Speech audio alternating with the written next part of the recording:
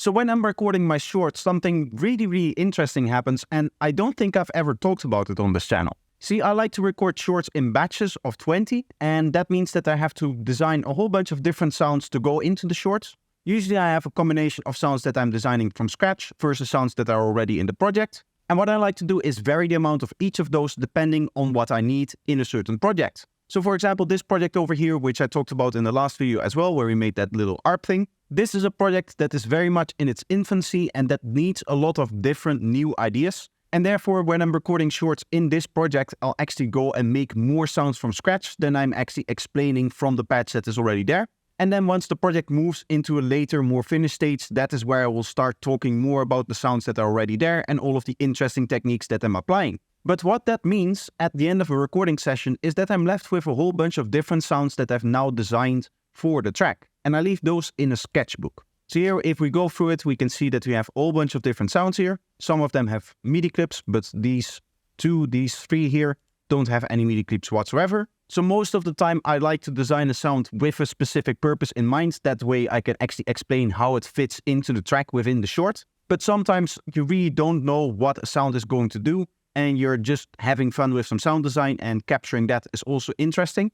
And the cool thing that happens, because I want to stick with my script where I'm labeling out all of the individual numbers of the sounds that I need to explain at any point in the short, what I want to do is every time that I'm making a sound for a short, I immediately drop it in the sketchbook, which you can see is deactivated. So I'm never going to hear the sounds that I'm actually making in my production session here, in the session where I'm designing all of these sounds. And that means that I sometimes get overlapping ideas, or I get one-shots that are very close to each other. And the cool thing about that is you get this whole list of potential ideas that in a later session you can start to audition for the track. And you're not really kind of limiting yourself with what is already in the track, in the sense that all of the new ideas that you're adding aren't actually being added into the track, and you're not hearing them when you're designing the next sound and the next sound and so on. So this is a workflow that you could potentially just implement on your own, in the sense that when you're designing the sounds for your track, just put some of them, once you have some of the main ideas already in there, once you have some of the main vibes of the track already established, all of the new sounds that you want to add them in this way where you're initially disabling them. And then once you have a whole bunch of them, once you have a whole selection for a certain portion of the track, or maybe for the track as a whole, you start auditioning and seeing which of the sounds you actually like, which of the sounds you need to maybe adapt a little bit more, which of the sounds need to have a different placement, all of that kind of stuff, and which of the sounds you just need to end up deleting because they just don't fit the track anymore.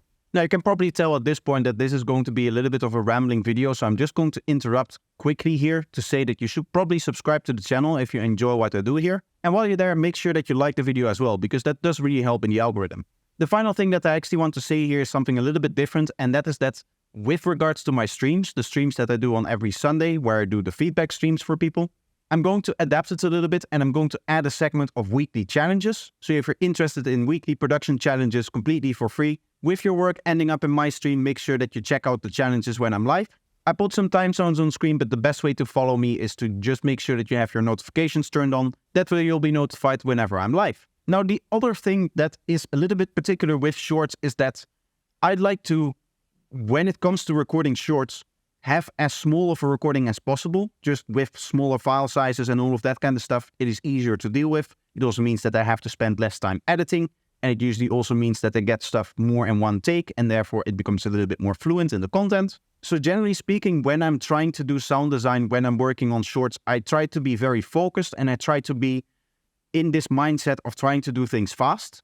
And that means that, keep in mind, while I'm recording, and while I'm also recording shorts that are actually explaining sounds in here, in total, I actually record 20 shorts per batch, as I said. So you can see that there's nowhere near 20 sounds in here. So for some of the shorts, I've definitely not made a sound. Keeping in mind all of that, it is actually very impressive that I'm able to come up with this many sounds in about 1.5 hours. Now, there might be other ways that you can get that kind of pressure behind you to just come up with ideas and start pushing out different sound design, like things, different ideas, different tonalities of sounds mainly, I would say. It is really important, in my opinion, that you come up with unique ideas from each other, that not everything is the same here, so that when you start auditioning, you really have a diverse selection of sounds to choose from. And then from there, if one or two of the sounds actually drive some inspiration, you can try to make more of the same type of sound. But if you're able to force yourself into this workflow of really quickly filling up this sketchbook with ideas and only then thinking about, okay, how do they actually fit into the track? I think you're going to have a real fun time in that session where you actually get to add it to the track. And personally, I would have a lot of fun with just the sound design part of it as well. And dividing that up is really nice because it allows you to think about the creativity of the sound versus the creativity of the track. What I mean by that is when it comes to making new elements and making new ideas that stick out, I feel like you have to have a different creativity than when you're actually adding stuff to a track. Because when you're adding something to the track, you have the restriction of it needing to fit within what you're doing. You're trying to take an idea and kind of adapt it to what is already in there. Whereas, in my opinion, a lot of the cool stuff that we're doing in Psytrance comes a lot from the unique sound design that we do. And I think if you therefore just completely separate the sound design stage from the actual addition to the track stage and seeing, okay, how is this going to work into the track? I think you may be able to come up with cooler ideas that way. And I've personally found that after a session of recording some shorts, I usually find a few of those standing out elements that are, really a little bit more special, that really make the track sound unique. So I can definitely say that, for me at least, this workflow seems to work. Of course, now I've been doing the sounds from scratch for almost a year. So I've been, getting better at it and just finding easier ways of then adapting the sound into a track or knowing which sounds tend to work well when I'm creating them for the short. Again, there is always a little bit of a catch to this in the sense that I'm also thinking about content when I'm doing this. I'm not just thinking about what does the track need. I'm also thinking a little bit about, okay, how do I present stuff that I'm actually doing in a way that is, conveying and it actually explains what I'm doing well and all of that kind of stuff. Which also means that I cannot develop ideas that need, for example, 10 minutes to explain because that is just not going to fit into a short. The final thing that I should say that is probably different in your workflow than it would be for mine as a content creator is that if you have to explain something, I feel like you learn it a little bit in a deeper way, in the sense that when I'm sound designing, often speak out loud what I'm doing and why I'm doing it. And I feel like that means that I'm learning faster through doing that. There's actually an equivalent to this in programming where you have a little rubber duck on your desk and you explain everything that the program is supposed to do to the duck so that you go through the program step by step, actually explaining everything and therefore being more focused on what is actually written in the code. And that usually allows you to find problems with your code or like actual bugs in your code. If the code is actually just not working, this is a technique that you can use to try to debug your code as well. So that might also be a way to solve this kind of problem where you don't have anybody to explain it to.